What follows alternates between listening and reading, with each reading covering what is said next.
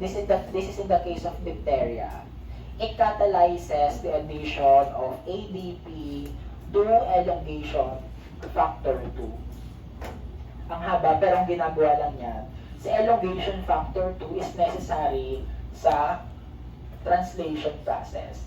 Di ba may step doon ng elongation, yung continuous adding ng amino acids. So ngayon, kapag black, wala yung elongation factor 2, hindi nakakapag-add ng amino acid yung dun sa growing polypeptide chain. So in short, wala kang mag-form na polypeptide. So yun yung ginagawa ng nitong atoxin.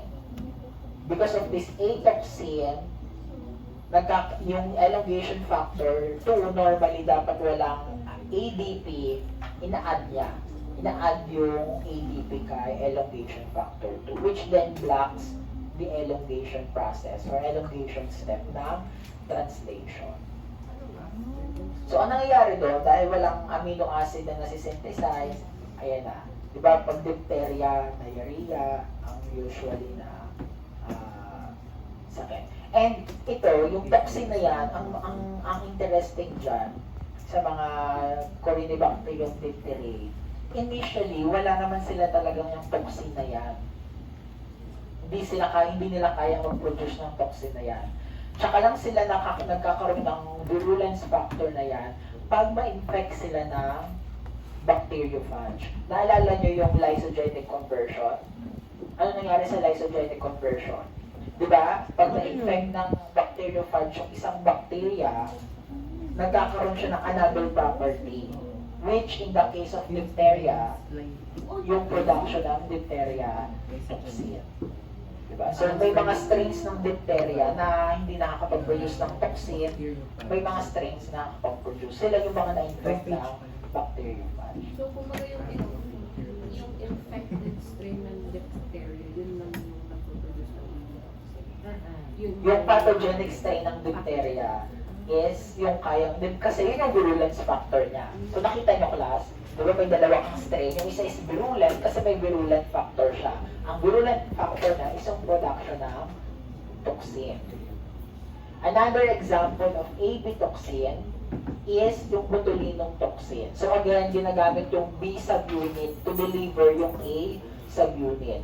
This time, dun sa mga motor end plates natin, sa neuromuscular junction.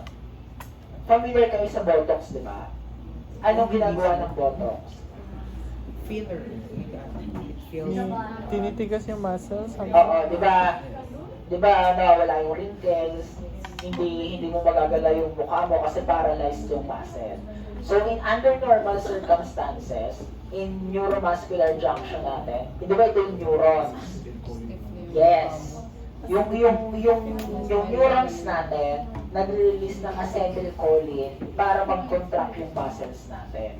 Ang ginagawa lang ng botulinum toxin sa Clostridium botulinum, binablock niya yung production ng acetylcholine. So in short, hindi nakapag-contract yung muscle. Naging siya paralyzed, flaccid paralysis. So, yung ini-inject sa atin na Botox itself is a toxin galing kay Clostridium botulinum.